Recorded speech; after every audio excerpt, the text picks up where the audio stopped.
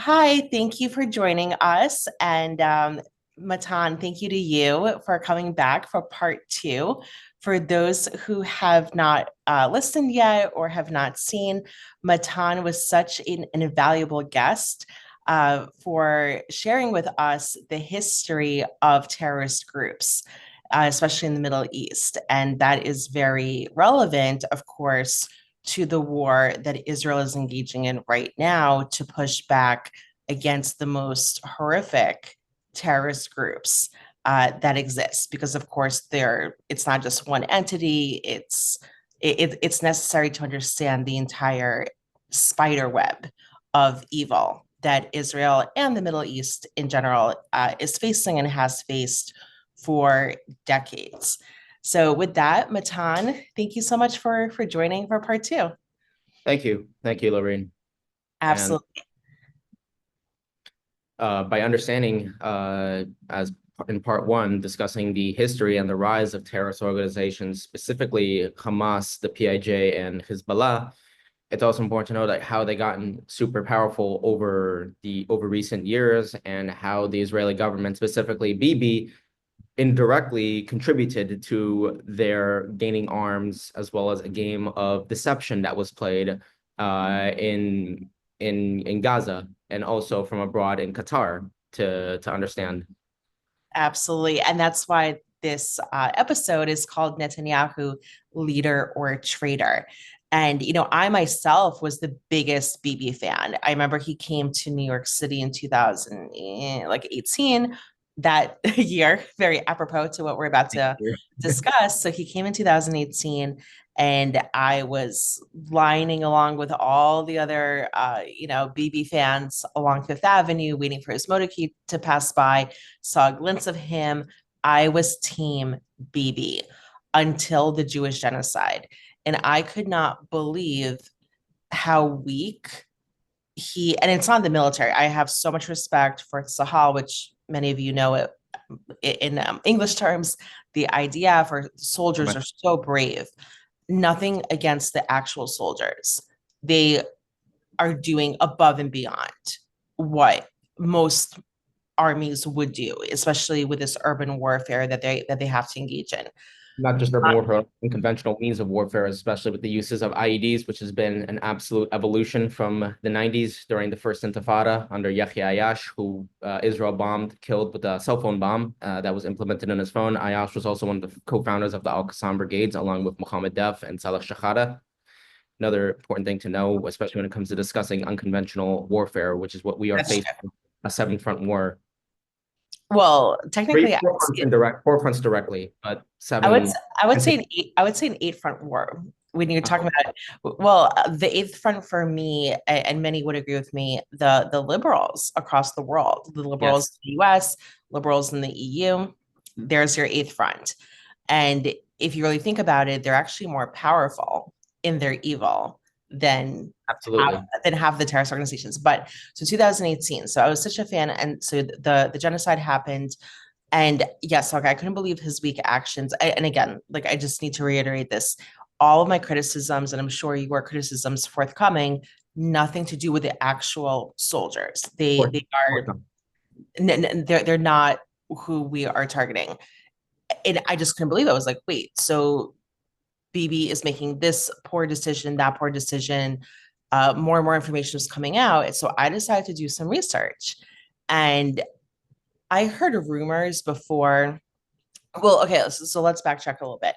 So do you remember when he was being accused of getting free chocolates and champagne, right? Like, that was definitely a smear from the left. So, I was still a fan of BB. This was before the war when all those accusations came out. So to me, when I start to hear rumors about BB meeting with Qatar officials, letting them funnel more than $1 billion to Gaza, aka Hamas, I dismissed that at first, right? Like, oh, this is another left-wing smear, whatever. Just let's tack this on to the litany of other rumors. But then I started doing more and more research, and this rumor was was true. He even admitted that he met with Qatari officials. Not only Qatari officials, he met with Khalid Mashal, who was longtime political leader of Hamas from 1996 until 2017, when he was succeeded by his deputy and the first so-called prime minister of Gaza, Ismail Haniyeh, who we targeted last year in Tehran, and also Musa Abu Marzouk, who was one of the founders of CARE, which we covered last episode, as well as head of the International Relations Bureau of the Political Bureau of Hamas, also deputy to Mashal. And I think the most important person that Bibi was in contact with was Salah al-Aruri, who was one of the founders of the Al-Qassam brigades, created scores of terror cells in Judea and Samaria, and ultimately deputy chairman of the Hamas political bureau, deputy to Ismail Haniyeh. We eliminated him in a drone strike in Beirut in January of 2024.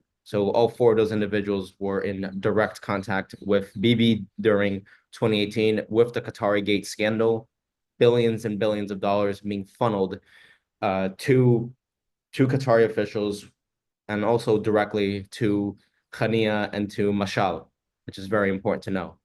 Can you walk me and the audience through the Qatar scandal, the Qatar gate? So for example, so what I've been reading, and this was published not in some random publication, but the Jerusalem Post, and this was just from a couple of months ago, that Qatari officials, right, like they didn't name who they were, but they said Qatari officials flew to Israel to meet with Bibi and his team in order to funnel in money to Gaza, which everyone with a brain cell knows means Hamas. Hamas, especially under Yahya Sinwar, who just became leader of Hamas in Gaza, taking over when Haniyeh became the political leader of Hamas. Gaza in Hamas was under Yahya Sinwar. Sinwar was head of Hamas's security apparatus, spent 22 years in Israeli prison for killing IDF soldiers, as well as undercover sources for the Mossad. He was released along with 1,000 others in the Gilad Shalit prisoner swap, which was overseen by Mashal and Aruri, Okay, along so with other officials as well. So I still need breaking down. Okay, so here was my first thought. Why did they need to fly to Israel to meet with Bibi when, if they're a terrorist organization, right? Obviously, they probably have contacts in all different countries. You have Egypt next door. Now, I know that LCC very much countered terrorism within his country. I was just there. I saw the expansive security measures that Egypt uses, that Israel, if it were to copy and paste, would not have had a Jewish genocide, where there are checkpoints everywhere. Military officials are seen. You can't take pictures of government buildings. They have cracked down. And in fact, this is just more for the audience to know who may not, is that LCC, when he, by the way, he came to power with the help of Mossad. Mossad helped orchestrate that coup in 2014 because they didn't want ISIS right next door. Unfortunately, that's happening to the north with Syria, but obviously Mossad would not be working with anyone in Syria right now. However, so when he came to power, Hamas had killed 16 Egyptian soldiers. This was 2012. Morsi, part of Muslim Brotherhood, did nothing, right? He allowed Hamas to take hold of the Sinai, run amok there. So when Morsi comes in, his first order of cracking down on terrorists, he bombed the shit out of Rafiah, right? He destroyed, well, his army destroyed 3,500 buildings in Rafiah, where Rafiah is vast. Half of it's in Egypt, half of it's in Gaza. The Gazan part, Rafah, in Gaza. Well, we call it Rafiah, which is the Hebrew, which is the original name for it. We don't use colonizer names for any towns. Okay, so he bombed Rafiah buildings. He also ordered the flooding, the destroying of tunnels. Flooding in the tunnels. Right. So 1,200 tunnels were destroyed in 2014, to the point where I knew about it reading from it in the New York Times. So when Jews, during this war, we're seeing like, oh my gosh, like Egypt is didn't tell Israel about this tunnel and that. I'm like, how did I know about it? And Israel claims that they didn't know. So that's one thing. So, but there are nefarious actors in Egypt, right? Like it's not like Egypt is devoid of terrorists or terrorist contacts. Al-Qaeda in Egypt, as well as from the Egyptian Islamic Jihad, which eventually became Al-Qaeda in the 1990s. Right. The founding members of it was Ayman al-Zawahiri, who succeeded bin Laden in 2011. He was Right. killed with airstrike far too long later in 2022. Right. So they do have a history. So again, CC crack it down, but you can't kill all of them. So An my question, ideology. You can't defeat the ideology. You can exactly. them, So my first question was such, why even need to fly to Israel to funnel money to Hamas? Can they smuggle money to Egypt and from Egypt get it to Gaza, right? Because Egypt had an equal blockade on Gaza as Israel did. So both countries had access to Gaza and people within Gaza. So that was number one. So why did they even need to meet with Bibi? Do you know why? It was a money game. It was Bibi secretly using a game of deception, which he thought ultimately he would be able to outsmart Hamas, which proved to be a very big mistake, which we'll get to down the road, especially during the conflict between Israel and the PIJ, the Islamic Jihad, and also for Bibi knowing that if he was to do that, he also tried using that as a cover-up for selling Israeli technology, naval technology from the submarine unit, Shayat the 7th Flotilla, which is the submarine division of the Israeli Navy, to not only the United States, but to other European allies, which if it wasn't for the Qatar Gate scandal to sort of overshadow that, Bibi would have definitely not have been reelected in 2019 when the next elections occurred, and definitely ultimately 2021 when he lost temporarily when Naftali Bennett became prime minister, especially during the Guardian of Wall operations, Mivtza Shomer Chomot, which took place in May of 2021. So wait, but I thought that selling technology to other allies, right? America's an ally, half of Europe is an ally. Isn't that legal though? Like, why would you need to cover that up? What he needed to do was to consult with the Minister of Defense, the Chief of Staff, the Chief of the Israeli Navy. He just made the decision on his own, which as a leader doesn't usually isn't really acceptable behavior in the diplomatic realm. Morally, yes, we can agree that selling it to the United States, yes, that's morally. Legally, though, that definitely violated several codes as well as the responsibilities of being the prime minister of Israel. But then I still don't understand. So okay, if you're trying to cover that up, okay, that's something that you can comprehend. But to meet with terrorists that have killed your people, like to me that doesn't make sense I because agree. on both ends, right? Because why would these avowed Jew haters, right, like want to meet with Bibi? I mean, eventually this is going to come out. So doesn't it make them look a little bit weak, or was it meant to, in fact, humiliate Bibi, right? Like, okay, so here's this prime minister and he says one thing in public, but here he is meeting with us and we're shoving money, to, and by the way, so can you also explain, I was reading that most of the money, and I read that it was $1.8 billion in total, but you're saying it was more? I would say at least $2 or $3 billion, like altogether. Not only like the majority of it went to Hamas, some of it went to the PDJ, some of it also went directly to Qatar, which they probably distributed to Iran, and Mhm. Iran distributes that money to the But Shiite, back to Hamas and everything, right? the Shiite So, proxy, not just Hamas, the Shiite proxy. It's the Iraqi which, militia, and Houthi, Yemen and Hezbollah. the Yeah, Houthis also. So, but here's where I'm still not understanding. So, for them to meet with Bibi, right? Like to have this money coming through. Okay, so this is what I wanted to know.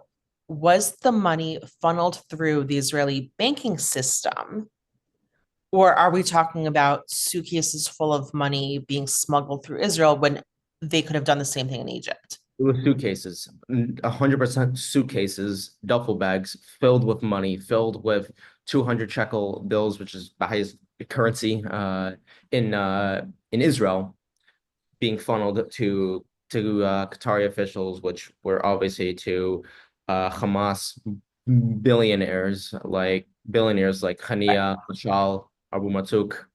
So it was not through Israeli banks because I No, read in some okay, so it's not. So two okay, so cases. that makes it a little bit, I guess, like more palatable.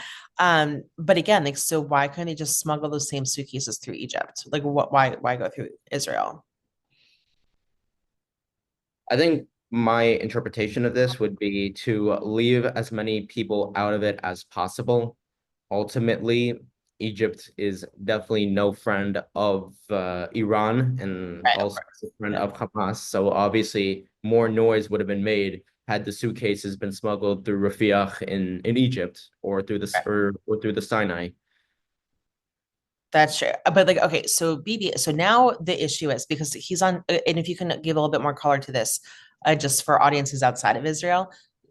So BB's on trial for to determine if he or his team or both received kickbacks, right? Received financial kickbacks from those meetings from the terrorists. Because if that is such the case, then that is treason, obviously. So am I correct in that? Or Absolutely, that is true. Receiving kickbacks from terrorists, especially from the leaders of Hamas, from Ismail, from Khania, from Mashal, from Abu Marzouq, also indirectly from Al Aruri, that would be considered treason because that money would be sent to Gaza under Sinwar, Mohammed Def, and Marwan Issa to further strengthen the Al Qassam brigades, the military wing of Hamas. For those who do not know, so that means that a hell of a lot more people were involved because to have those meetings, it's not just BB, obviously, right? Like you're talking about BB, his team. You need a ton of security, right? When you're meeting with these notorious terrorists in Israel. So do you know how, I mean, you don't have to give me an exact amount, but how far is this net that we're talking about? Or was it just a very tight-knit group of government officials? I think it's a tight-knit group of government officials, but overall a lot more security, which would have more tier two and even tier three personnel involved in order to monitor it and to make sure everything runs without a hitch. And how is this being portrayed in Israel? Because in America, like, I follow American Jewish media, being a Zionism educator, it's not being talked about. Like, once in a while we'll read something maybe in Jerusalem Post, which moved to the left, very much to the left since I started reading it about a decade ago. Aretz Sheva doesn't really cover it. Like, so I see little snippets here and there, but not much. So as an Israeli, right, like you live in Israel, how is it being portrayed to the public, and overall, what does the public think about this treason trial? I think the public is definitely united against Bibi, specifically So a both the lot. left and the right, like both Yes, are a lot of against, the right obviously wants Itamar Ben-Gvir to be prime minister as do I. or Bezalel Smotrich, the current finance minister. And the left obviously is pushing for Benny Gantz, former chief of staff and former minister of defense, as well as Moshe Yaalon, who was also minister of defense during Operation Protective Edge, as well as the chief of staff in from 2002 to 2005, which oversaw the disengagement from Gaza in 2005, which ultimately led to Hamas taking over less than 2 years later, and Bennett, who was temporarily prime minister in 2021 during Guardian of Walls, which was a complete stalemate to say the least. Like, Well, I just want to add, Hamas did not take over. Hamas was elected in a landslide election. So in that's something 2006, yes, they did not just like take over. There was no civil war. They were pushing Fatah members off of roofs because they were not leaving their posts, of which they were yes, 2007. That was when you that's had right. So yeah, I just wanted to clarify to the audience that there was no like takeover of it Gaza. was really a takeover. It was just a few weeks of war between Fatah, which Fatah's military wing was the Al-Aqsa Brigades, which eventually split from Fatah, which and became part of the Joint Operations Room, which carried out October 7th, and obviously Hamas's Al-Qassam Brigades, by this point under the command of Def and Ahmed Jabari, who was killed in Operation Pillar of Defense in November of 2012. Yeah, but I don't want to. to say that there was a war, a brief war even, is not Yeah, it even was determined. correct It was because a determined. yeah, they were elected. So the war was that They the were elected. previous Hania was the prime government, minister.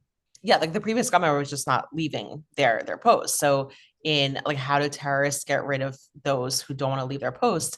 They They killed them. they They kill get them, killed. and you know what? Honestly, that's their right because it's their government. They can do that.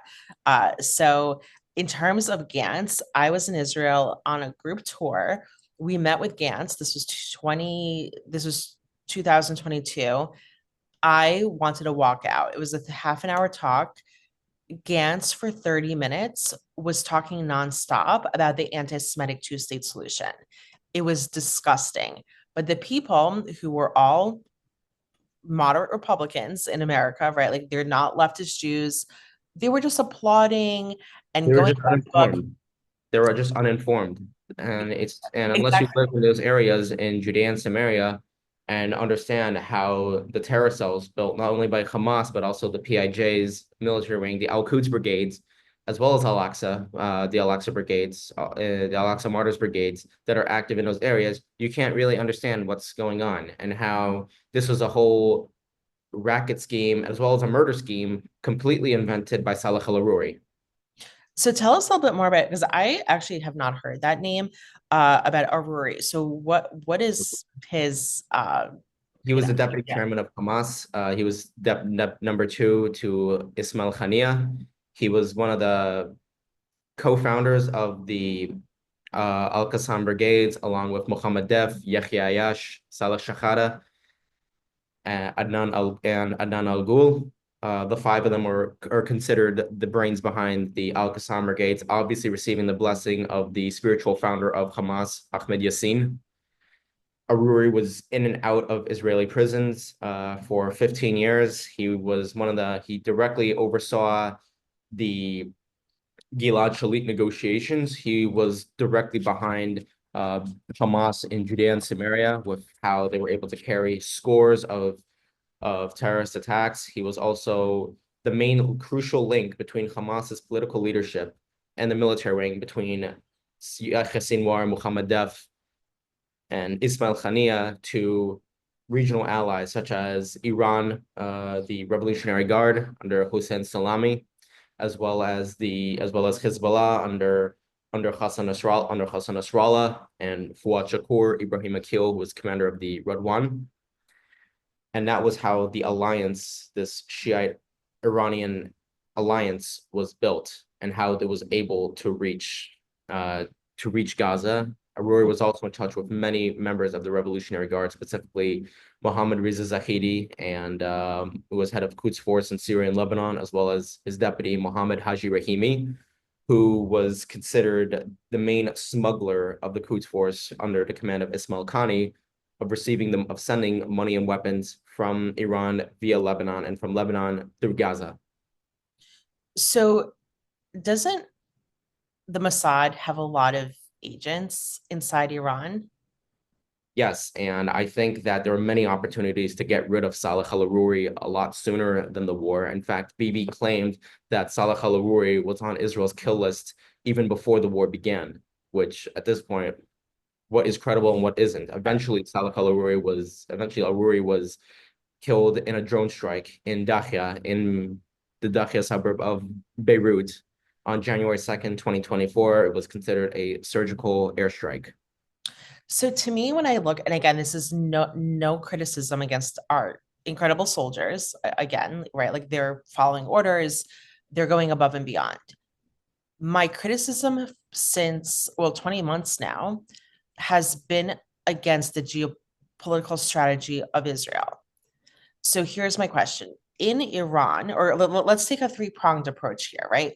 So Yes, we have Iran, we have Judea and Samaria, and we have Gaza. yes, So let's yeah, go with Iran first. okay. The Green Revolution under Obama was begging for money and weapons. Of course, Obama would deny them that because he is a jihadist. So that was not even a question. Trump gets into office, first term, loved what he was doing. I think he was much stronger on foreign policy first term than he is right now. Uh, Yes. domestically, he's firing on all cylinders, first term and now. The biggest failure from my perspective is such in terms of Iran. And I want to get your thought process on this as well. Why did Trump and Bibi not team up under Trump's first term and arm and fund the Green Revolution? Because from my contacts, I mean, I don't have contacts inside Iran, but I have Iranian friends who are Muslim. Uh, they are also leaving Islam in droves in Iran. They said mosques are closing left and right. A lot of people who obviously hate their terrorist regime, they are going back to their Zoroastrian roots. When Persians were Zoroastrians, they were super philo-Semitic. That's why, from a historical point of view, the story of Queen Esther makes no sense. I mean, first of all, she was a made-up character. So the real queen that we had in Iran, Jewish queen, was Queen Shishendukht, and she married into the Sassanid dynasty. They loved Jews, and so Jews who lived, and actually their son, who they considered to be half Jew, which he was genetically half Jewish, went on to be the most respected and feared king of the Sassanids and was militarily strong. So my point is this. So for Jews who lived in Persia for close to 1,000 years, from the Babylonian uh, uh, from the Babylonian rule, right? And then King Cyrus the Great freed all the slaves, including Jews, all the way through to to when Islam came in by force. The Jews there for close to 1,000 years did not experience anti-Semitism at all. Correct. Right. So my question is this. So here you have 80% approximately of the Iranian population that is against the regime, that has been vocally begging outside help. Why did those countries not come together? Is, well, not countries, leaders, Trump and Bibi, and what the people who are against their regime are saying, in order for this to be legitimate, in order to overthrow the regime, it needs to come from the inside, right? Because if Mossad does this, if Israel does this unitarily, if the US does it, Reason it's why it didn't happen was because hold on, I just want to finish something. So Qatar so targets like them. yeah, sorry. So like now, after the genocide, to go in and kill this person, they're all replaceable. Like we know that. Like same thing with Hamas, right? Like the army can go in. Bombing Gaza with the IAF is the best thing I've ever seen. But to go in, and I understand a retribution, right? Like this person, not person, this subhuman rat was responsible for the murder of this kibbutz and the hostage taking. I understand, but after that, after the retribution is complete or semi-complete, we're playing whack-a-mole with terrorists. And we know that the Arab occupier population in Gaza, they're all Hamas, all of them. They support them. They voted for them. Those who were against Hamas left. I don't think a lot of They people left know through this. Egypt. They left through Egypt, which is actually where the Yeah, current head of Hamas, the current political head of Hamas, after Yahya Sinwar was killed last year, Khalil Khaya, who's also part of the senior political bureau, uh, temporarily became the deputy head of Hamas after the targeted killing of Aruri. And now he is in Egypt, which places him directly out of Israel's reach to launch an airstrike or to do a targeted killing similar right. to Khalid Mashal in Jordan in 1997, which had dire consequences, leading to being forced to release Yassin from prison. Well, let's take this from a macro level, right? Like not like individuals. So in okay, so 800, and I didn't know this until a couple months ago, 860,000 Arab occupiers in Gaza left since Hamas won elections. So most of those who left obviously did not want to live under Hamas. So there was no uh open air prison where they couldn't leave. Those who wanted to leave left. Some even came back because they wanted to be with family or for whatever reason. So that falsehood needs to be shared, right? Like no one left, no one could leave, it's all present. So, second of all, let's go back to Iran. So, right. So why didn't those countries do the easy part, send money and weapons, and let the people in Iran topple their own regime? One could say because Trump was trying to clean up what happened, years and years of illegal immigration in America. Obviously, there's more time to do it, but the main part is where was Bibi in all this? This was exactly the same time that he was meeting with the Qataris, he was meeting with Mashal, he was meeting with Khania, he was meeting with a more Wait. I just want to like ask you though, but what does Trump cleaning up immigration have to do with working with Bibi resources. to fund the opposition? Mostly just the resources itself. Both leaders were just not committed to funding the Green Revolution in Iran, which would have toppled the regime of Ayatollah Khamenei Right. and the GC. But and to me that just puzzling, right? Like I mean, we're allies, and it seems like even now it's not that we're working together. It's like, okay, I'll give you an example. I'm not sure that Israelis know this, but even the targeting of the Houthis that America had done, if you look at the exchange on Signal that came out, Hegseth, who's very pro-Israel, like they're all pro-Israel, but they wanted to target the Houthis before the Israelis could. So why is this such a competition, like to do something before the Israelis or to do something before the Americans? Work together. I think it's more of a conflict of interest, as well as saying how Israel successfully decapitated the leadership of Hezbollah. There's only 3 people remaining of this high command of Hezbollah. Naim Qassem, who was incompetent, longtime deputy to Nasrallah.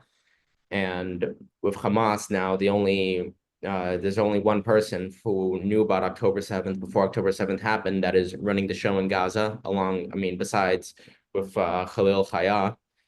So I think it's just, in a way, America to try to get their credit onto dismantling terrorist organizations in the Middle East when Israel is basically facing the 7-8 front war. So so you're saying so America wants at least like some kind of FaceTime credit that it would not if they worked with the Israelis. I mean, like to me, Absolutely. I would respect more if they said, okay, this is a combined front, and that would be even more. So, okay, so that's Iran. So Iran, we failed with Iran because they did not combine forces, did not We fund. failed again with Yemen, and we failed Right, Yemen right. Okay, so that's Iran. Going down south to Judea and Samaria, yes, the Oslo terrorist accords in can 1993, right, which right, but can be ripped up at any time.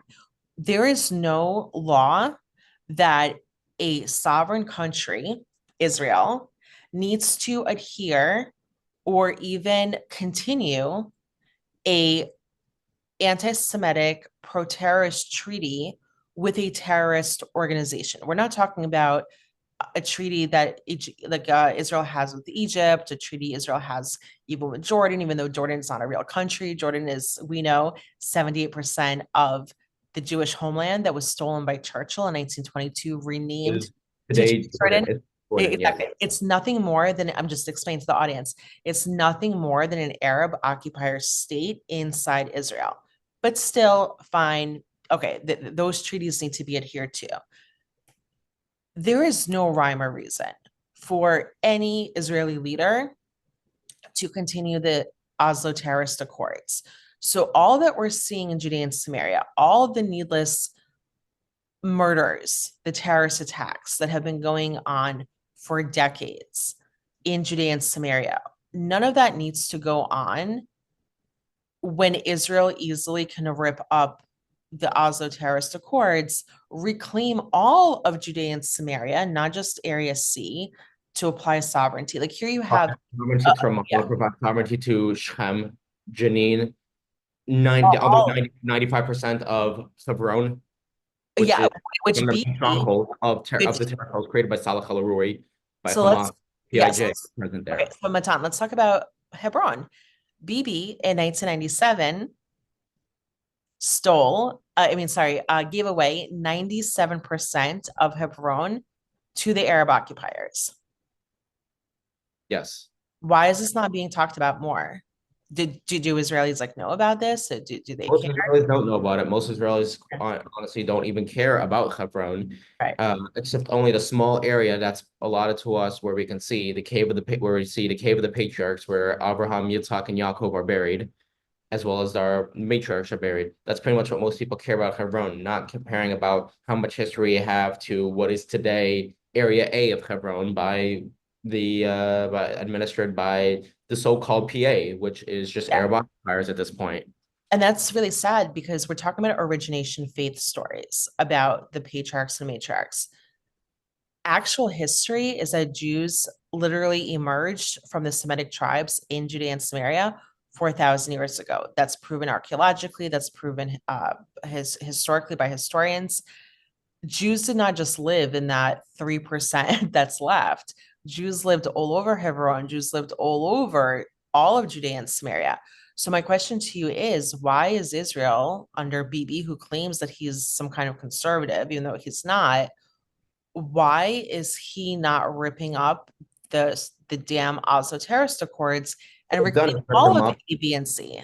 What he could have done, what he should have done is rip them all up to begin with, which is by the whole standoffish, especially in what the world calls East Jerusalem, which is what led to Operation Guardian of the Walls, with thousands of rockets being fired from Gaza and even from terror cells in Lebanon, which were under Aruri, of course, and as So, well. okay, so why are they not ripping up the stupid accords? I think it's more of a way of just trying to keep everybody happy, which by doing that makes nobody happy. The main And thing, it means the murder of more and more Jews in Judea and Samaria. correct, and that's exactly how Operation not only Guardian of the Walls happened, but Breaking Dawn in 2022 between Israel and the PIJ, which resulted in the elimination of almost the entire leadership of the PIJ, except for Akram Al-Juri, who is deputy to the current General Secretary Ziad Nakhala.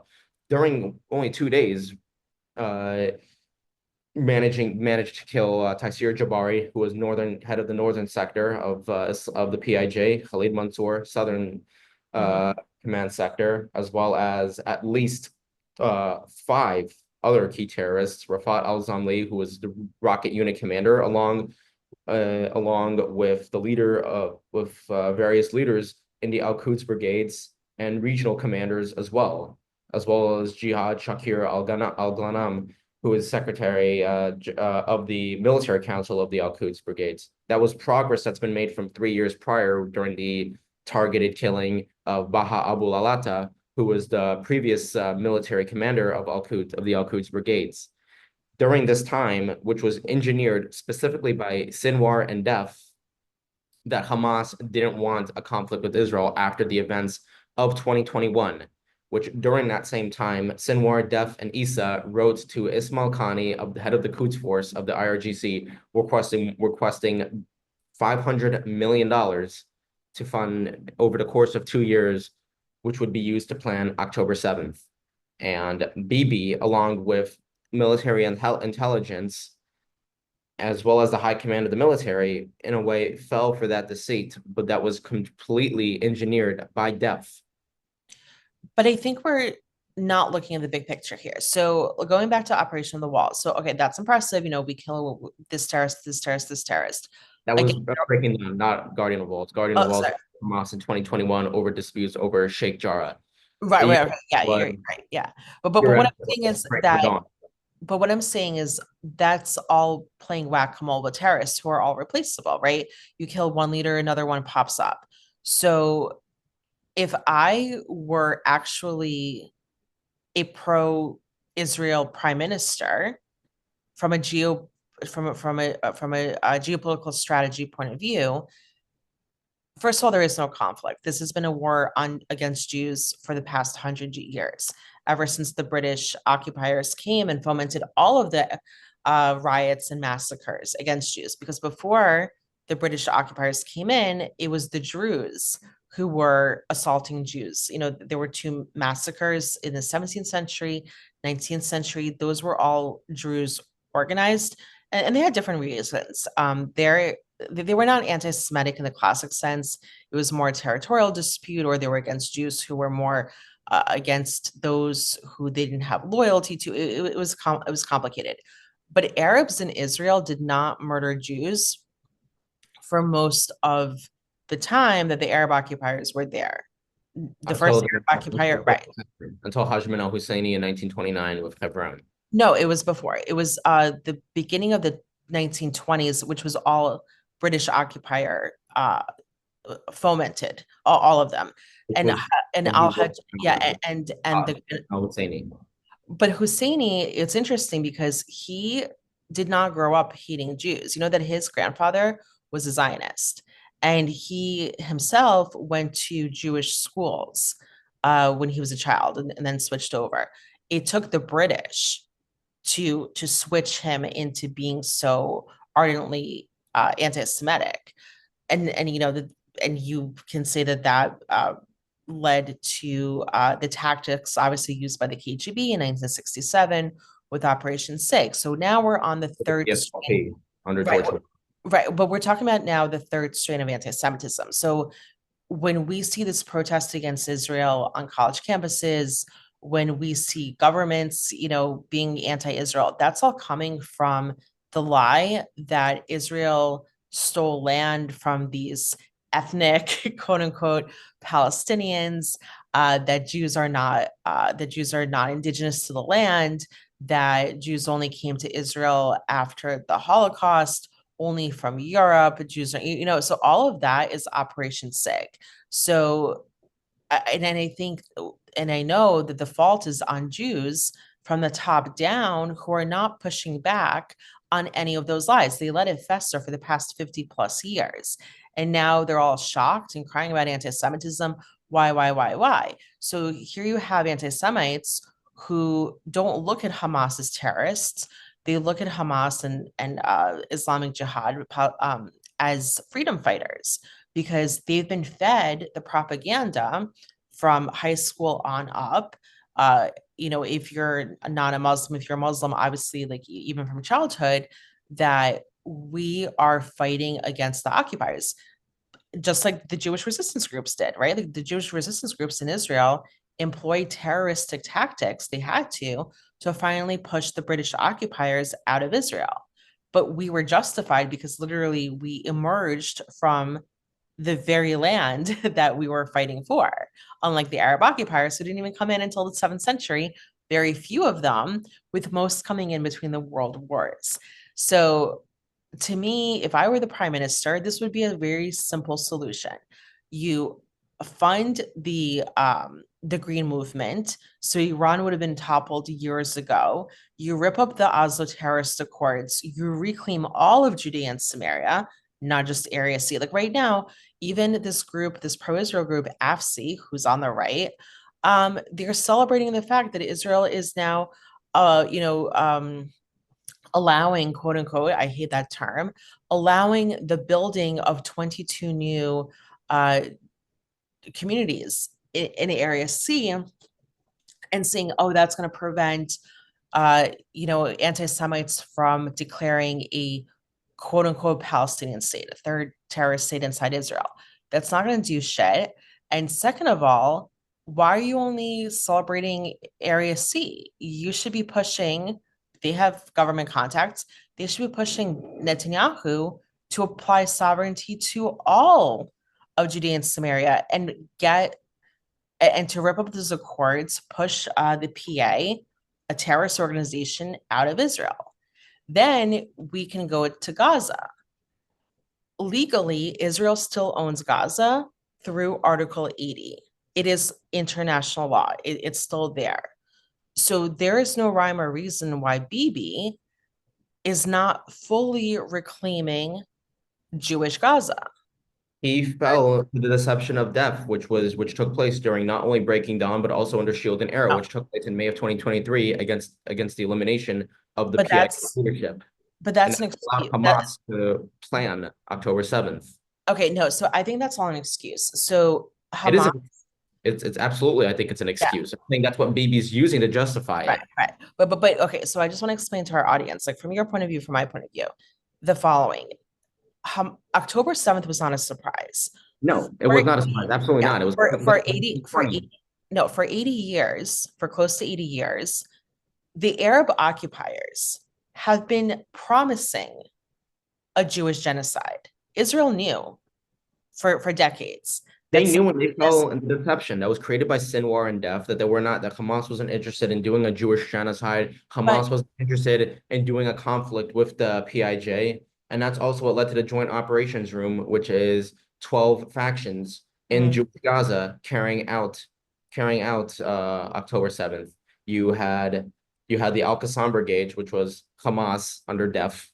You had the Al-Quds Brigade, which was the military wing of the PIJ. Then you had the Abu Ali Mustafa Brigades, which was the military wing of the PFLP, the National Resistance Brigades, which was for DFLP, which was originally part of the PFLP before splitting in 1970, as well as the Popular Resistance Committees, the Al-Aqsa Martyrs Brigades, the Mujahideen, and the Al Ansar brigades, as well as Jibril brigades, which are also part of PFLP and named after one of the leaders of the PFLP. So those groups together, mainly under the leadership of Hamas, under Yahya Sinwar and Mohammed Def, as well as Marwan Issa, is what engineered this genocide. And Bibi nonchalantly was declaring how he defeated the PIJ in May of 2023 during Shield of Arrow, which all it did was just buy time. This was a genocide that was in the process where in the past 3 years, you had multiple commanders, brigade commanders, meeting with Sinwar, Def, and Issa, which Sinwar is considered the political architect, Def, the military architect, and the operational architect was Issa. When you combine three terrorists who are specialized and also shadowy figures, especially Def and Issa, where that's how you have the perfect cocktail for destruction. but we're also no, and that's all very useful information, but that's the final evil on top, right? Before the genocide. I'm talking about that for 76 years, that it was no secret to even those outside of Israel Correct, that with the this was Nakba. eventually going to happen. So Israel should have been prepared. And the fact that Sharon even disengaged, Prime Minister Sharon even disengaged from Gaza The was biggest mistake. was the beginning of the end. Because once you lose that grip of Gaza, and by the way, it was really like so emotional. I remember that this one man was interviewed on October 8th, after the day after the Jewish genocide, and he lived in Gush Katif. So for those who may not know, Gush Katif was the remaining 21 Jewish communities in Gaza that had been there from 1960, oh, sorry, from 1970 all the way through 2005. Yeah. Now, to build up on that, Jews had lived in Gaza since 145 BC. Jews conquered Gaza twice, in 145 BC and 100 BC. In 100 BC, they even worked with Queen Cleopatra III against her own son, Ptolemy IX. And Gaza became part of the kingdom of Judea. And it was recognized, and Jews lived there, when the Byzantines kicked out Jews from Jerusalem for 10 years. Although 3 of those, the Jews wrestled back control with the help of the Persians. Very interesting story there. But even every time Jews were kicked out of Jerusalem, right, under the Crusaders and then under the Byzantines, they migrated to Gaza. Gaza became one of the centers of Jewish life. When there were plagues in Jerusalem, Jews moved to Gaza. When there were earthquakes in Jerusalem, Jews moved to Gaza. When the Arabs came in, when the Ottomans came in, when was that 1517? Gaza was one of the more prosperous Jewish areas in all of Palestine, which is Israel. So to me and to you, I'm sure, what Sharon did was complete treason. And Yes, absolutely. had he not died of natural causes, he should have been hung in the gallows. Because what he did, he has the blood of 1,200 Jewish souls, or most of them Jews, on his hands, plus Right, all who the perished on October hostages. 7th, Yeah. especially in the Nova Festival, which was overseen by the Nukba forces under Ali Right. Al-Qadi, head of the Nukba forces, and Ayman al-Fal, head of Central Camps, the Central Camps Brigade, which oversaw that area, So, which my thing was this. So, like, and again, it's so important to talk about, like, the terrorist groups, this and that. But that's all background noise to why was Israel, first of all, so reliant? Because, like, I don't. I don't believe that we should say the term they were deceived. Israel should be smarter than these terrorist groups, right? Like they have the Mossad, they have the Shin Bet, they have all of the intelligence Right, apparatuses but the in the resources world. weren't working because they were under the impression that Def was not looking for a conflict. It, it- That but was a mistake, but and okay, that's so, what October okay, 7th. okay, let's not use conflict. Conflict means two equal Help. sides that are legitimately fighting over something that's legally belongs to both parties. So that's why when people say, oh, it's the Israel Palestine, oh, first of all, Israel and Palestine are the same thing, that it's been a war on Jews. So we don't want to say conflict between Israel and any terrorist group. It's a war on Jews, right? So it doesn't matter what a terrorist says to you or not to you or indirectly or what information you're gathering. The Israeli government should be more smart to always be prepared for a Jewish genocide, right? Like that's why you have a standing army. That's why you have Mossad all over. That's why you have Shin Bet. That's why you have an active police force. It's an actual country. So look, America does not rely on, oh, this terrorist group is not going to attack this time or that time, and we're deceived. We're not deceived.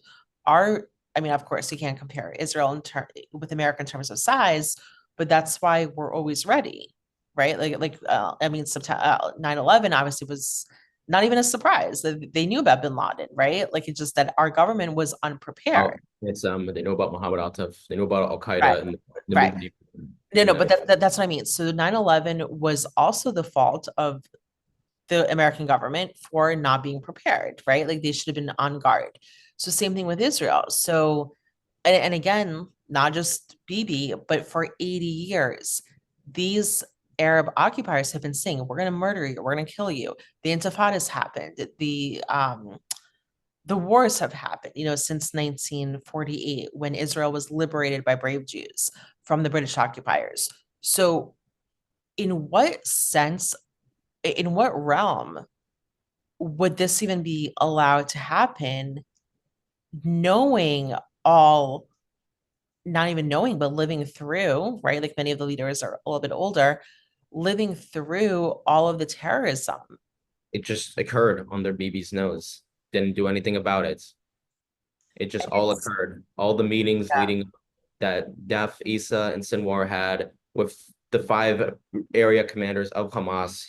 You had 5 brigades in Al-Qassam. You had the Northern Brigade under Ahmed al-Handour, Central Camps Brigade under Ayman Nofal, who was responsible for the Nova massacre. Khan Yunis Brigade under Rafa Salama, Rafiq Brigade under Mohammed Shabana, who we eliminated recently with Mohammed Sinwar. And you had Central Gaza Brigade under Izzadin al-Haddad, who is now the new leader of Hamas in Gaza and the only main perpetrator of October 7th that is still alive. Through this entire time with the protests happening in the summer of 2023 is where you had these 5 terrorists meeting with the Troika terror, Sinwar, Def, and Isa, and relaying their orders to their battalion commanders and to Nukhba forces to carry out the genocide. That is how it happened. These terrorists have done their homework. They've trained, they practice how to butcher with their hands. And it was 100% strategic, and it's impossible to fathom how did we not intercept what was going on in Gaza, what was being discussed in the tunnels between Sinwar, Def, and Isa. And also, the Israeli government is complicit because if you look at the policies, like I personally was in Egypt in 2022, I've been to Israel 7 times at this point. Actually, you and I traveled together, right? Like just days before the Jewish genocide. And I remember wanting to stay through Simchat Torah. And I remember calling my mom saying, like, I'm having such a great time here. I'd love to extend, for another week. It just so happened, she told me, she's like, well, you've been there like a week. You have a lot going on. You go back to Israel all the time. You can go next year, right? So come back. And I came back, when was this? October 6th. on the next day this happened. Like I still have guilt that I wasn't in Israel, with my people, like for all of this. But the point is, I was in Egypt in 2022, and there could not have been a more stark difference in terms of safety and security. And I just wish that all Israelis could travel to Egypt. There would be riots in the streets against the Israeli government because when I was traveling from Alexandria to Cairo, there were checkpoints out of Alexandria. There were checkpoints in Cairo. In Cairo, to go in and out of certain neighborhoods, there were checkpoints. In one day, it was going from. It was another day of excursion. We went through 10 checkpoints in total. 10 checkpoints, and we're not talking about the checkpoints in Israel that I've been through, because even Jews go through checkpoints in Judea and Samaria. This is not an Arab thing. Like if they look at your car, then like you kind of pass by. We're talking about you get out of the bus, everyone is body checked. The women get checked by female guards. Guards, the men are checked by male guards. By male guards. Your bag is emptied out to the morsel. There's security cameras everywhere. It's annoying. But you know what? The Egyptian population would rather have that than have terrorism, because there was terrorism against the Egyptian people by their own terrorists. I've been to Jordan. Jordan has excellent security. They have the same checkpoints. You see military everywhere. They don't play around. I've been to Saudi Arabia. They don't have military checkpoints because they don't need to, because they chop off your hand if you do something. Like they Chop actually off your hand if you steal, you shoplift, you and you know what, take out of your hand. It works. And to be anywhere in the Middle East, we're not, like I think that what Israeli, and I'm not talking about like the average citizens, I'm talking about the Israeli government. For some reason, they think that they're not in the Middle East, right? They think like, oh, we're some democracy in Europe. Bullshit. You're in the Middle East. First of all, Jews are Middle Eastern. They should have the same instincts as our Judean ancestors did. Like even in the Torah, It's the fact that they make it that they make getting a handgun license very difficult unless you were a combat soldier, or unless you lived, or unless you have a reason, like if you work with a lot of money, you work with chemicals, or if you live in Judea and Samaria, those are the only ways to get a handgun license, which is a big mistake. Right. And that's exactly why October 7th happened. Well, they were thinking that everything was just peaceful down there, not even understanding what was taking place in the tunnels, who was meeting with Sinwar, Def, and Issa, which I'll cover soon. I'll try to run down it very quickly as to who met with what, where to discuss it, what was the homework, and how this was a whole coordinated plan. This wasn't a plan that happened on the week of October 1st. This was a plan that happened for years. But here's the thing. It doesn't, and I'm not saying like your information does not matter. I'm just saying like in general, it doesn't even matter who, what, how, where. Israel was asleep because they should have known again for 76 years. They were asleep, especially on the week of October 1st, which was exactly when final plans were being touched. October 6th, Sinwar gives the green light for October 7th.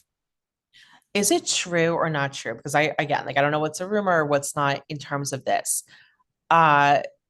People were saying in the kibbutzim that were targeted that months before, those who had work permits. No, those who had like non-machine guns, those who had stronger weapons, they were being the security team. It's called Kitat Konanut, the security squad of the team. Yes. Could you walk me through, because I don't know what's true, what's not true about that. Like, so is it true that someone from the government or people from the government were like taking away those weapons from the security teams? There were some, yes. There were some of the police confiscating weapons or taking away the weapons of those who did not have military backgrounds in combat, because the only way to get a handgun, if you did not serve in the military at all or served in a combat unit, was to live in Ayosh. That was the only way to get a handgun, let alone any kind of weapon. And but how could they do that to citizens who live in those border communities? Like it's just naivety. They just think to rely on the police. Obviously, that did not stop not only a sea incursion, which led to the military base in Zikim, for example, or it did not prevent the entire Gaza division headquarters from being raided in Ra'im, which was by a combined operation by Central Camps Brigade and Gaza Brigade under Nofal and Al Haddad. They And coordinated that attack on those areas. let me ask you a question. Crossing in Erez by Yours Northern Brigade. Let me ask you a question. Where was the Israeli military on October 7th?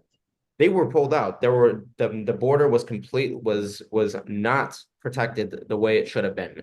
Most of the troops, most of soldiers were home since it was also a Chag, not just Shabbat, it was a Chag, it was Simchat Torah, or in Judea and Samaria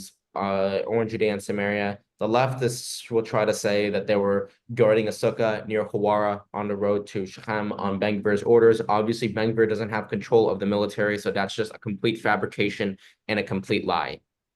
Okay, but why did it take What 12 happened hours for the military to respond? Because you live in Israel. I've been to Israel 7 times.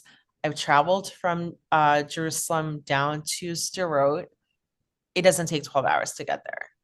Absolutely not. It does no way it takes 12 hours. It also doesn't the IDF have military planes, right? Like the IAF could have 15 minutes gone down to the south. Exactly. They only responded on October 8th, the IAF. Only on October 8th they responded. No, I'm not saying responded. Like, where were they trying to help the people who were being The country was butchered? asleep. It was the same deal as in Yom Kippur when we were attacked on two fronts by Egypt and Syria. It was the same thing of how this happened on October 7th, where you had the joint operations room with the 12 factions that I stated earlier coordinating this attack. What they expected was for Hezbollah to join from the north, the Houthis to join from the Red Sea to Eilat, through Eilat, Syrian groups, Iraqi groups, and ultimately Iran, the Revolutionary Guard in Iran, to come through Ramat Golan. Obviously, that didn't happen, or else we would have been in a much different situation. Let alone we probably wouldn't have been here if that really was the case. We saw the amount of devastation that Hamas did with this coordinated attack, with battalion commanders getting briefed by the brigade commanders. You had the aerial defense. So you had the so-called. Yes, you also had the so-called aerial network that was set up. That was set up by the array network was set up by Assem Abu Raqaba, which was the drones, the paragliders, the UAVs, and just the overall manufacturing of weapons. That was actually under his command, along with the Nukba forces under Ali al-Qadi. Fortunately, both individuals were eliminated in October of 2023, along with Nofal in like the second week of the war, but the damage was already done by that point. Right. That was how, and everyone did their homework. But I'm saying, like, where was okay, so the attack began at 6:30 in the morning, right? 30 in the morning, Def announces the attack. He actually announces the attack, saying that this is going to be the greatest battle of the end, meaning the end of Israel. That's Def publicly. So first of all, he announced the attack. So first of all, as soon as they were paratrooping, paragliding, naval paragliding, right? So as soon as they're paragliding, no, they were paragliding. But doesn't the military have eyes on that? Like, the military was apparently told to even stand down, as a matter of fact. I mean, I also heard from by that point, or the Navy only got involved only when it was late. The naval commandos, which under Mohammed Abu Shamla, who created the naval incursions and into the coast of Israel to targeting the military, the search and rescue base in Zikim, which was under Mohammed Shabana's orders. Shabana was the commander of the Rafiq Brigade. He was eliminated along with Mohammed Sinwar a few weeks ago. There's no way that if the military was doing their job, that there should have been no reason to prevent that. No, but right, but I'm saying, like, so okay, so the attack is beginning around 6:30 in the morning. 6:30 in the morning, although one could say the attack really started on October 1st with the meetings that the commanders had. No, but I'm saying in terms of the military. So I'm just saying, like, and a lot of people are still still questioning this. So people who were being butchered and murdered, the survivors were saying, like, 12 hours later, the military showed up. How are we without a military for 12 hours. So what I'm saying is like it doesn't take long to come from the north down to the south. It doesn't take long to come from the west, from the east to the west, from the south to the other part of the south. Is there an investigation going on about that? Has there been investigation? When people have been already resigning, Herzi Halevi, the chief of staff, has resigned. Head of intelligence, Aaron Aliva, resigned.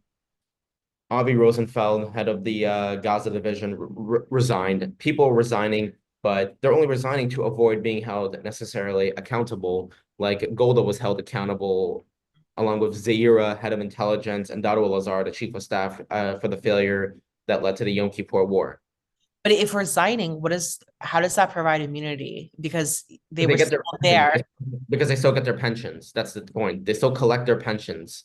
They Right. still get paid. They collect their pensions, and they get to live a relatively physically comfortable life compared to how many people have been displaced, not only in Otef Aza, but also even in the north. People are only now returning back to their homes in the north, which was under fire by tens of thousands of rockets from Hezbollah. And Or no one talks, right? No Rocky one talks about that, right? Like I haven't seen anything in the news about how long it's been for the citizens to return back up north. No one talks about that here, at least, like in American Jewish media, which is horrible. But okay, so then going back to Gaza, what's with this like pussyfooting between Bibi and Hamas? Because to send troops now, we just had another IDF soldier fall in battle, which is disgusting. And not that he did anything wrong. It's on Bibi. The IAF could have taken care of all of Gaza. And So they have, but they only have too late. Like by November, Milfal was eliminated. Andor was also eliminated with Ayman Siam, who was the commander of rocket production. Like only by that point they were. But then again, there was a pause. Like even after between that, there was a pause until March with the elimination of Isa and Ghazi Abu right. Tam. But we're talking about like whack-a-moles, right? Because we have 1.8 million Arab occupiers in Gaza, in Jewish Gaza, who are all They're Hamas. saying that the Air Force didn't know where these people were. They knew exactly where those people were. They knew where the tunnels that they were being used by Dave Issa, Ra'ad Saad, head of who was the operational general of the Qassam brigades. It was just a whole thing of just avoiding accountability, where I was just firebombing everything, which is we did firebomb Khan Yunis. We firebombed Khan Yunis twice. The first time last year, which led to the elimination of Mohammed Def and Rafa Salama, the commander of the Khan Yunis brigade, as Right. well That's as all. Mohammed Sinwar, Shabana, and Mohammed Shabana. That's all impressive. But I'm saying that in order to I'm have saying we could have actual, done that earlier. no, but I'm Earlier, saying, okay, but especially when it's that's late. all. Okay, Matan, that's all individuals. I'm saying from a policy point of view, if we want to avoid a future genocide emanating from Gaza, what should have happened was Bibi should have listened to Gallant. Gallant said in the beginning, siege fully Gaza. And that meant, and he even stated that, yes, like that means Take away their electricity, take starving, away the water, take away the electricity, take away the water, take everything it away. also, no, he said no food, no electricity, no water. So Which I that said. meant, He also said, right, right. cut the electricity off, cut the aid going in, cut everything. Leave them with what they have. Eventually, they're going to run out with what they have. They're going to run out of food, and they're going to have no choice but to talk to us. Not only that, but he meant to starve out the population, which is what the Allies did in Berlin, what the Allies did over the Absolutely, I Nazi agree. He could epicenters. have starved out the population there. Right. And so then we would have had far fewer than 1.8 million Arab occupiers to deal with. Then Bibi should have fully reclaimed Gaza back under Israeli control. And if you know, Between the main city. and I discussed this with another guest, as I just want to make sure that you know this, that there were communication uncovered that Hamas was ready to exchange, or not to exchange, to give back all the hostages and Sinwar alive. That was correct. Salama Right. said that himself. Yeah. Rafa Salama, the commander of the Khan Yunis brigade, said that said that before we did the Mawazi airstrike, which killed Salama and Def. Salama was mentioning that he wanted that was mentioned that he was considering, not for, but considering to surrender the Sinwar brothers and to give back the hostages. This was November. Then December, USAID, which is this very December 1st of last year. That was when Salama said that he was willing to surrender to Sinwar brothers and to be able to end the hostages. No, this was December 2023. So Right, December 2023. By July 2024, Salama was dead. Right. No, but I'm saying like in terms of what Bibi did. So USAID under Jihad Joe injected $2 billion into USAID in December of 2023, right? This is after it's been uncovered because in November they were kind of desperate. So remember, there was a partial siege in October and November. So the partial siege actually was working. So even from the partial siege, Hamas was willing to release the hostages, give up Sinwar alive, right? In order for aid to resume, like here are your hostages back. Okay, so December comes 2023. USAID, like I said, injects the $2 billion. Jihad Joe pressures both Israel and Egypt into opening up the corridors of aid. El-Sisi, he's smart. He says, and he actually cares about his people, he says no more than 5% is coming from Egypt. Bibi says, oh, okay, we'll take care of the other 95% because, now a lot of American Jews, I don't know how it's being played out in Israel, but in American, like Zionist circles, even though they're not that Zionist, they are saying, well, like Bibi was under pressure, he needed weapons. Bullshit. And I'll tell you why. Pressure that Bibi was under. He had no pressure. No, not only that. He had zero pressure whatsoever. Right, but let's look at the timeline. So the notion that he needed weapons for Hezbollah, no, because Israel didn't even go into Lebanon until after Nasrallah. Hold on. Let's look at dates. September 30th, 2024. So we're talking about over 7 months. Right.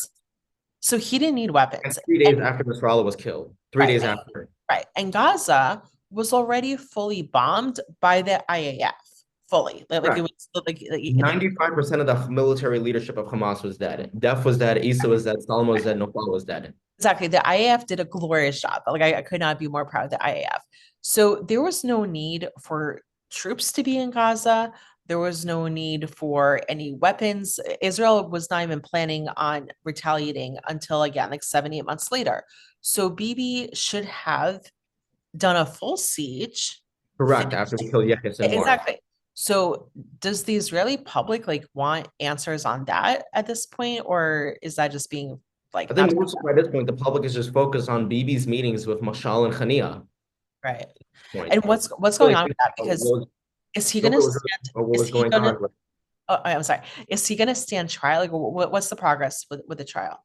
The progress of the trial is that they're not looking to take exact legal action until the war is finished. That's why he's trying to prolong the war as much as possible. He knows that the war is the only way he can avoid accountability. He's pulling a Zelensky. Correct.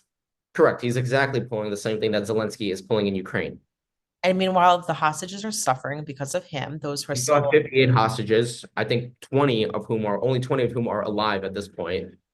I mean, I know that overnight, 2 bodies were recovered. Yes, 2 bodies were recovered from those that were murdered in one of the attacks from the north by Honduras brigade.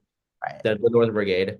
I think they were from the Basra. They were taken from their bodies were taken from the Basra, which was near the Erez checkpoint. So that was the area that Andur supervised the attack. Mm-hmm. Besides the point, yes, that is correct. And also, let's talk about the Erez checkpoint. I was there. 2022, we met with the director. No one there on October 7th. Andor's men just swarmed through that checkpoint. Swarmed. Focus was on what Nofal and Al-Haddad did at Nova. Which is absolutely crazy because I was there in 2022. It was fully secured, but the director, I was just shocked. I don't know if I told you this off record or not, but let's put it on record. The director was lamenting that not enough work permits were being issued to the Arab occupiers because, there was only, I believe it was that was how the intelligence was gathered. Those work permits, the work permits. Yeah, that was how they did it. You had some from Yunus, you had some from Rafah, you had some from Gaza itself, you had some from Beit Hanun that went there. What do you think those people told the commanders, the battalion commanders, like Bassam Farhat or Ibrahim Biari, when they came back? They told them about the security. They told them what to expect. And in fact, reports were even said that Nassim Abu Ajina, head of the Beit Lahia battalion, which was responsible for the direct assault on Kibbutz Erez and Nativ HaSarah, he was killed at the end of October, said that the Arab occupying so-called workers told him where to hit and how to hit them and what to expect from the security team, which in those areas there was no security team in Nativ HaSarah. Fortunately, that wasn't the focus where you had Kisufim, which was Salama's area of attack, and obviously you had the and then you had the Kfar Aza, you had Ra'im, you had Mafasim, which was Haddad's area of attack, and then Nofal's area of attack was the Nova Festival, Alumim, Be'eri, Kibbutz Re'im. So all of this together, it was a combined attack. They done their homework. They've trained for this. Well, they knew how to... Company commanders were briefed from their commanders from what they heard from the Sinwar brothers, from Saad, from Def, from Isa, of where to go. They even had an emergency meeting on October 1st. To go October 1st, they had that emergency meeting. Final plans were approved, the schedules were approved. The decision was already made for attack. It was just a collective military leadership to basically confirm the readiness of their units, the Nukba forces, rockets under Siam, logistics under Ghazi Abu Tama, who was killed with Marwan Issa on March of 2024, of the go ahead. That was the formal approval. Then on October 6th, by midday, the green light is given. Sinwar gives the green light. The operation is confirmed. Is it true about the SIM cards going off in Gaza? The Israeli SIM cards?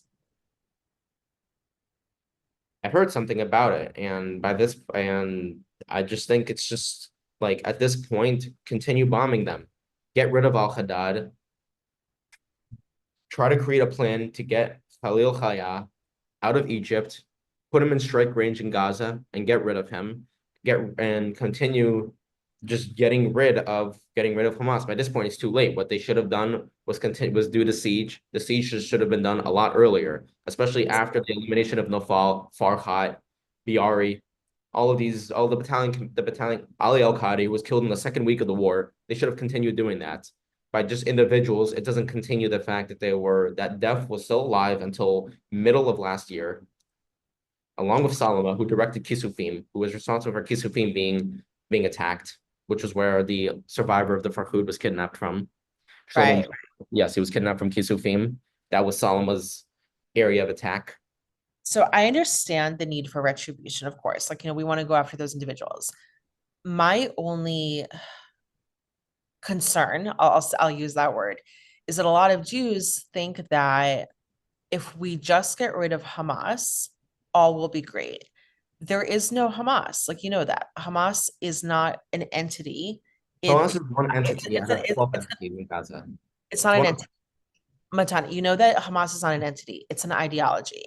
And that ideology takes on the name of different things like PIJ, this Qassam brigades, this, that. Yeah, Hamas. They're all Arab occupiers. That's the whole point. Right, exactly. But what I'm saying is but what I'm saying is this: there is no getting rid of Hamas unless Israel obliterates the Arab occupier population in Gaza, reclaims Gaza, settles in or repopulates Jews in Gaza, makes it into whatever it needs to be, whether it's a memorial park, whether it's communities, and then to maybe have 1,200 streets named after the 1,200 who were murdered, on October 7th, whatever it is. If you leave one Arab occupier in Jewish Gaza, that's it. You're talking about another Jewish genocide, right. 5, 10, 15 years.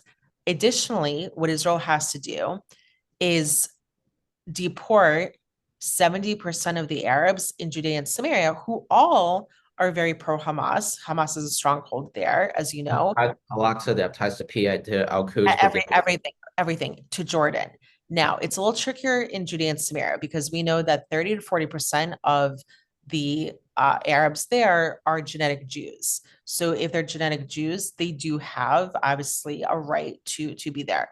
So I was talking about this with some friends who are like, well, yeah, but some of those Jews have been notorious terrorists. Okay, obviously they need to be dealt with, but the ones who are not, it's very easy to determine. First of all, is the Israeli government knows which clans are genetic Jews and which ones are not.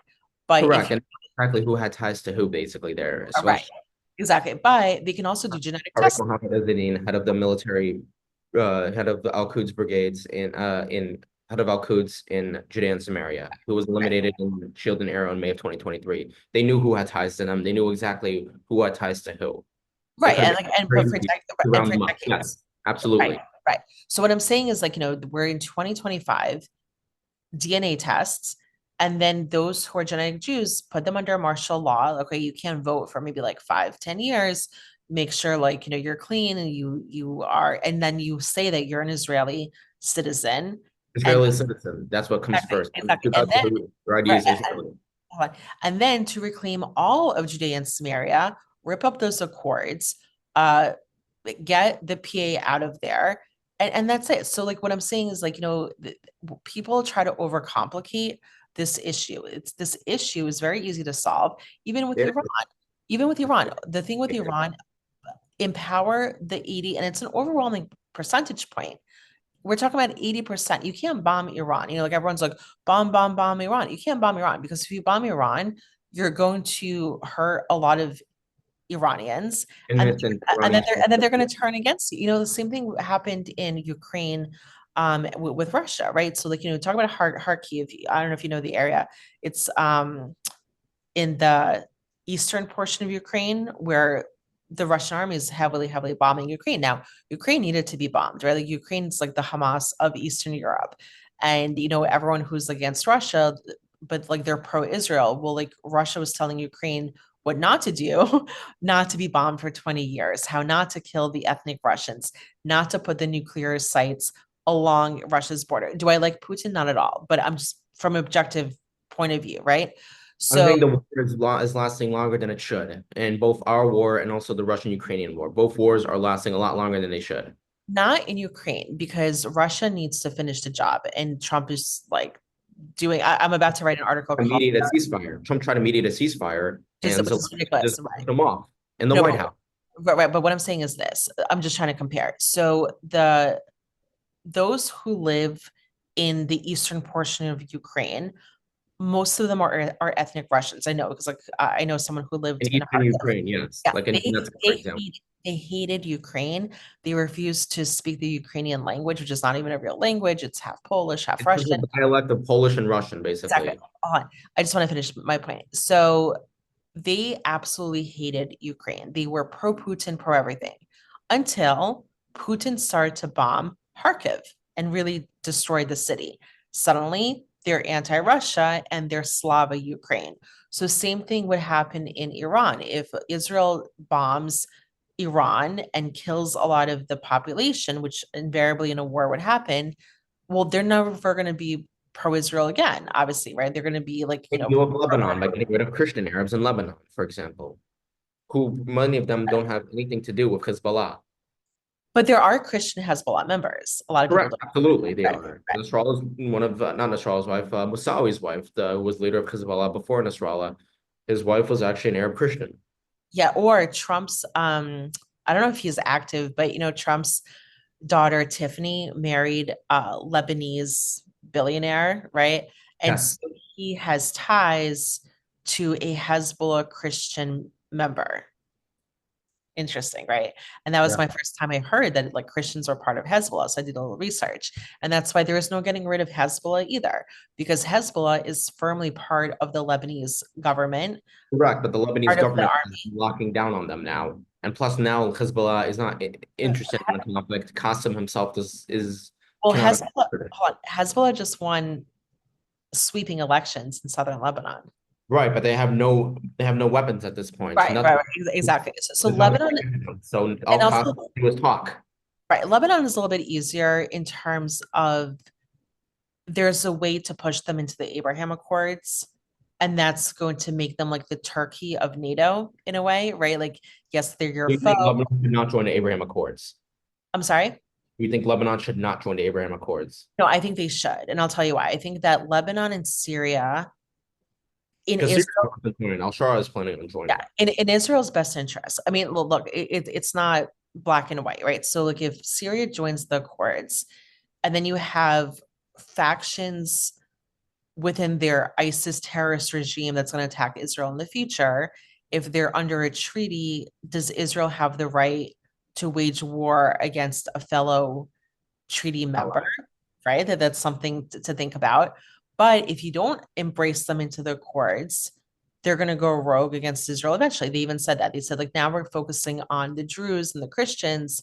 Israel is on our radar in the future, right? So they should be part of the Accords. They're not going to stop. Basically, they're not going to stop with the Christians and the Druze. They're going to keep. They're going to keep going. Is what they're. That's what they said. They said, like, eventually Israel. That's basically what Al-Shara is saying. Right, right. Lebanon should be in the Accords. Now, who should not be in the Accords under any circumstance is Saudi Arabia, because Saudi Arabia is working with Bibi into a de facto two-state solution. And that's what's happening, right? So in Gaza, for example, We're keeping Mashal alive, keeping Abu Marzouk alive, keeping Al-Haya alive. That's the remaining political heads of the political leadership of Hamas, to keeping them alive in Qatar or in Egypt. right. And so here's the thing. So, I if Israel does not reclaim Jewish Gaza, what's going to happen? Eventually, the war will end. Eventually, the war is not going to go on for like 40, 50 years, right? So, at any point the war ends, what's going to happen to the Arab occupiers there? So, Israel is saying, like, oh, well, we're never leaving Gaza militarily, but the military can't be everywhere. We obviously know that. We know that from before. We know Right. that And exactly. October 7th happened. Right. And well, not even October 7th. Look at anywhere. Look at anywhere in Judea and Samaria. Like, I remember being in Hebron. I have never seen guns so big in my life. Like, I'm not scared of other Jews, right? Like, I'm a Jew, like, I'm not a terrorist. I'm not scared. Like, I admire the IDF, but, like, I'm not scared of them because I have nothing to be scared about.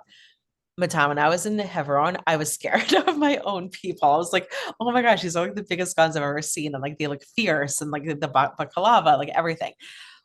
There's still terrorist attacks in Hebron against Jews, even with this very scary, overwhelming army. The army cannot be everywhere. We met with a Chabad rabbi. He obviously packs. His wife also has a gun. They were attacked literally 4 blocks away from a military checkpoint because the military can't be everywhere. So correct. That's exactly what we're doing by having our military in Gaza at this point. I just want to like finish this one thought. So if you have the military there, okay, fine. That's not going to solve anything. But if you're going to have those Arab occupiers under civil control Same of thing with the Arabs, Lebanon in 2000, before 2000. The military was there for 18 years. Almost 18 years, the military was in Lebanon.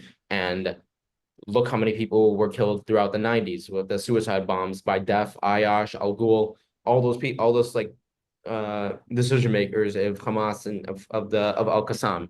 or look at Gaza, right? Like Gaza, Look how many people were killed during that time because the military was in one place for too long. We do not need Gaza to turn into another first Lebanon war. look at Gaza itself. So 1987 was the first Intifada. Correct. And when Hamas was actually yeah. But Gaza was under Israeli military control. So that didn't scare them at all. No, it didn't. 2 years there, Yassin was able to call for attacks until we arrested him in 1989. Exactly. So the point is that, having the Israeli, I'm not saying the Israeli military should leave there, but I'm saying having the Israeli military there, but having the Arab occupiers intact, plus putting them under any Arab control civilly, is still going to have terrorist attacks.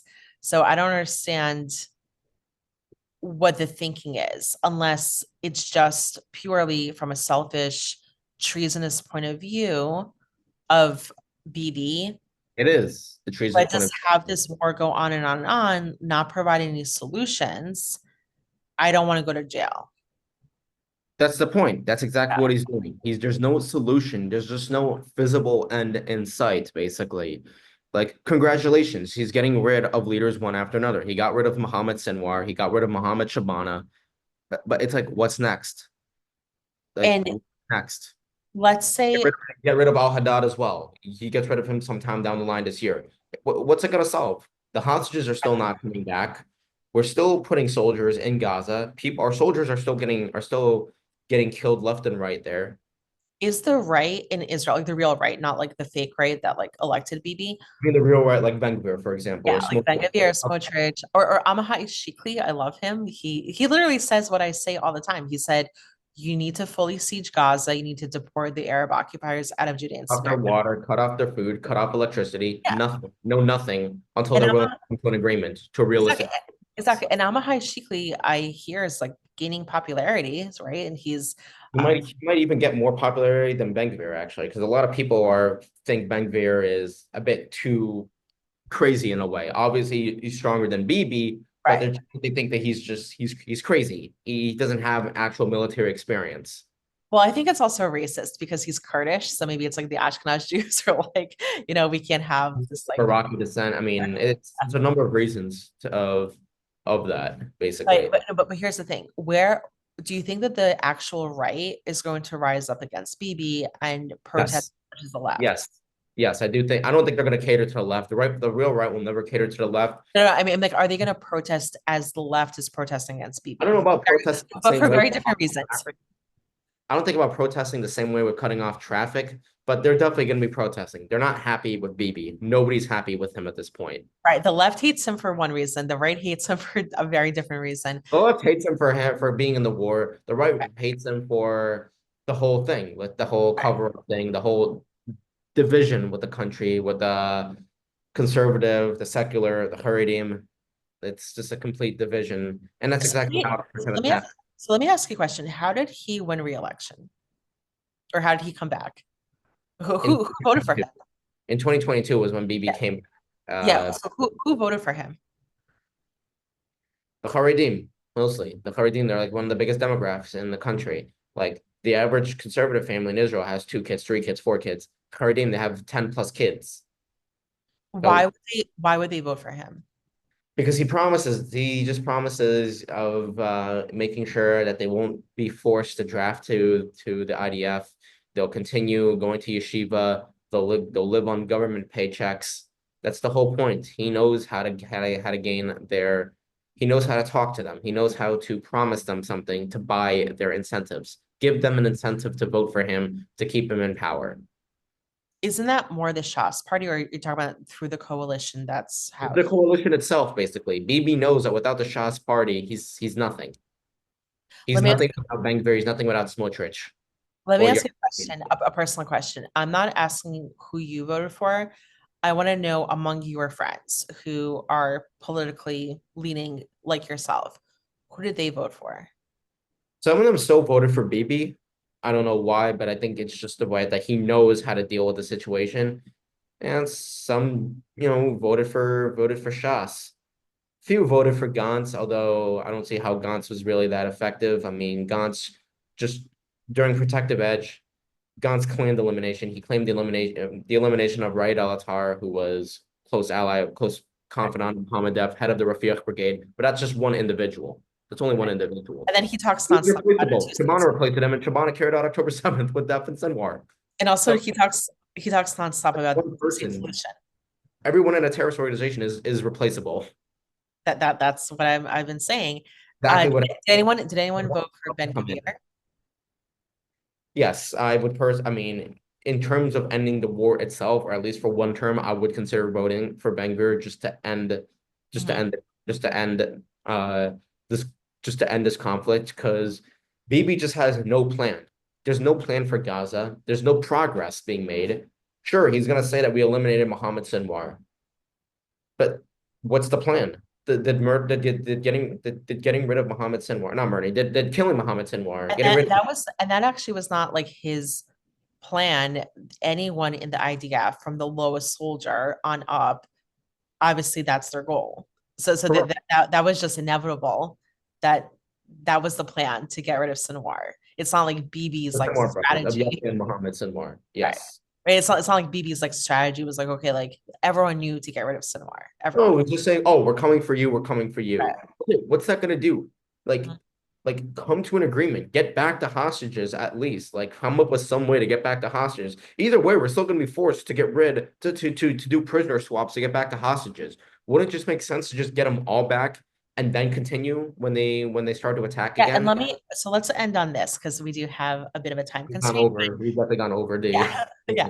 But let's end on this. So something else I'm not understanding. So to me, this is my personal opinion. Hostages are first. We should not have hostages there. So and we there's have 58 still there. right. So there's a way to get the hostages. Although, okay, so here's my thing. Sign the damn deal. Any deal, as horrible as it is on paper, get the hostages out. But then again, Israel being a sovereign country is not beholden to uphold any treaty or deal with a terrorist group. So get the hostages out. They're not Make even sure, part of the UN or of any yeah, government to begin with. exactly, exactly. So get the hostages back, back home, safe and sound in whatever condition that they may be in. Then go and obliterate the Arab occupied population. Provided that they send a rocket, and they're still sending rockets mainly to the OTEF. So fine, get the hostages back. The moment that Hamas or the PIJ fires one rocket into Israel, go inside and get rid of them. Game over. And then it's not just Hamas, get rid of everyone. That's what I'm Everyone. saying. Get rid of Exactly. get rid of the joint operations room, get rid of everyone. Who, But PFLP, whatever remains of them at this right. point. So who is not thinking in the Israeli government? Okay, like we understand Bibi has his own interests in mind. Like, isn't there someone who has Israel's security in mind in the government? Question is who would that person be to appeal to the right, basically? Because obviously Gantz failed to appeal to the right. Bennett for sure did. Bennett even had opportunities to get rid of Sinwar, to get rid of Def, to get rid of Issa during Guardian of the Walls, and even after Guardian of the Walls in late 2021, there were opportunities and they failed, and he just didn't take them. But so are you saying Bibi is only surrounded by yes men? Like, isn't there anyone on Yes, his? in a way, he is surrounded by yes men. Most of the people in there are yes men, basically. That's how he's able to get the coalition. That's how he's able to get Shas, to get Ben-Gvir, to get Smotrich, is by having yes men. Because he knows without them, he's done, he's history, he's going to be held accountable one way or another. He's doing a lot more damage to this country than good for this country. And also those hostages, like, I'm sorry, like at this point, Get them back. no, Get them, then no, get rid of them. and I'm saying on this point, the fact they're hostages there is on Bibi. Like I blame Bibi It more is than on BB at this point. Hamas. Yeah, Hamas is nothing more than a terrorist vermin population. Saturday is gonna mark 20 months. 20 months since October 7th. A year and 8 months. It's ridiculous. No hostages there. It's absolutely ridiculous. And so here's still there. We can sign the damn deal, trade whoever we need to trade to get them back, and then the moment they kill them. Then kill them. The moment they send them, kill them. Why? Like, and another thing, I'm just going to finish off on this point. In America, a lot of the Jews are blaming Witkoff, like, oh, Witkoff and the Qatar ties. That's a deal. Witkoff has a solution in mind. Bibi has nothing. Bibi's solution is stay in Gaza, make it a Cold War, make it like in 1980 and 1990. Not only that, without Qatar ties, Witkoff wouldn't get back any hostages because Qatar needed someone that they could trust. The reason that Witkoff was selected by Trump because he has good relationships with Qatar. But we need a solution. Witkoff has a solution to get back the hostages. Right. What's the alternative? Keep having soldiers in Gaza, soldiers getting killed, turn it into a Cold War, turn it into Lebanon. No, I'm angry now when I read about soldiers being killed because it's, I mean, again, like, it's not their fault. The hostages back. It's on Bibi. The moment they send a rocket, the moment they fire a rocket, it doesn't matter if they even send a rocket to Re'im or to Tel Aviv, no matter what they send, then bomb them. But don't put soldiers, just bombard them. Eventually, you're gonna like starve them off, cut off the water, cut off the food. And that's like the only way. That's the language that these people know how to speak. That's how you speak to terrorists.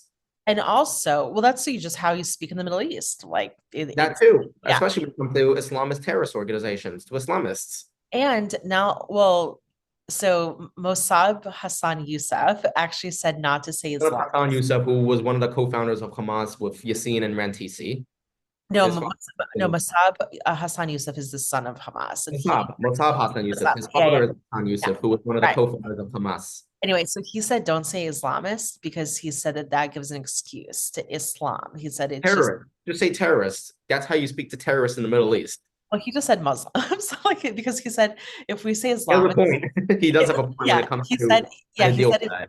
yeah, he said if you say Islamist, it gives a separate entity It's of like the same Islam thing of itself. saying Palestinians, for example, basically. Exactly. Exactly. By the way, Mossab also has a great quote. He said, as long as you, he means the world, especially Israel, he said, as long as you continue to call the Arab occupiers Palestinians, the problem will not be solved.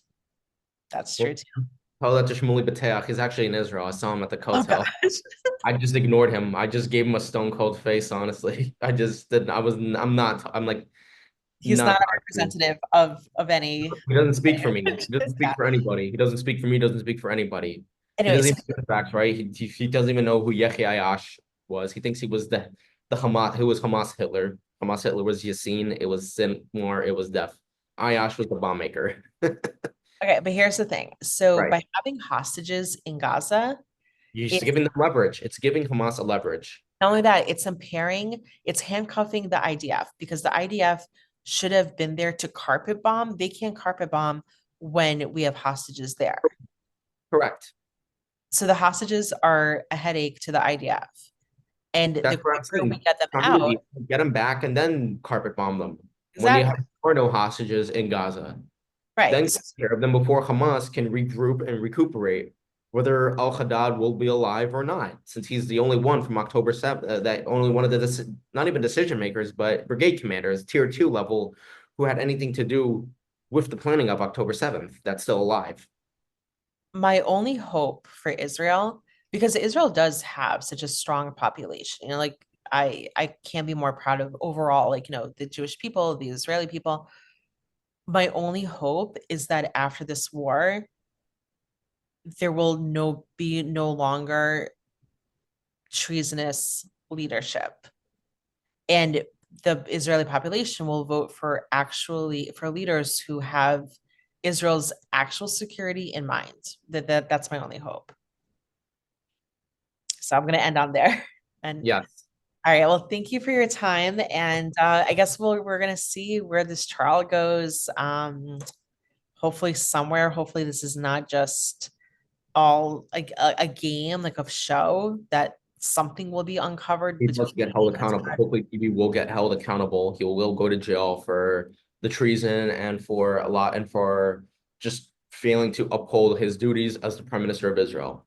Do you think that he knows that jail is on the horizon if the war ends? I think he's just detached from reality. Right. He is too detached from reality. He is he's narcissistic. He's detached from reality. He's trying to pull whatever cards he has left to keep him in power, which is away from jail. That's true. All That's the only way to be right. away from him. Well, thank you so much for your time. You definitely provided great insight that most people do not have. And Right. we'll keep a watchful eye and ear, and hopefully, Yeah, for sure. I'm definitely also, I mean, next hopefully episode, something will be resolved sooner I'm than on the podcast, more than happy to give like a breakdown as to how exactly October 7th happens, like in detail, who knew what, basically, like who communicated with Sinwar, Def, and Issa. I know we didn't have time to get to it today. Obviously, we had more important things to cover today. yeah, because well, I think it was a good mix, right? Like you gave Oh, like it more was a good mix. I insight, agree. I agree. It was a but good mix. also it's also good for the audience, especially to understand from a geopolitical Geopolitical lens perspective. what's been going on even historically. So, all right, thank you so much for your time, and we'll talk soon. Of course. Thank you, Lorraine. Thank you. And those who have not subscribed yet to the TBTN YouTube channel, please do so with the All button right. below. Okay, thank you. Bye. Bye.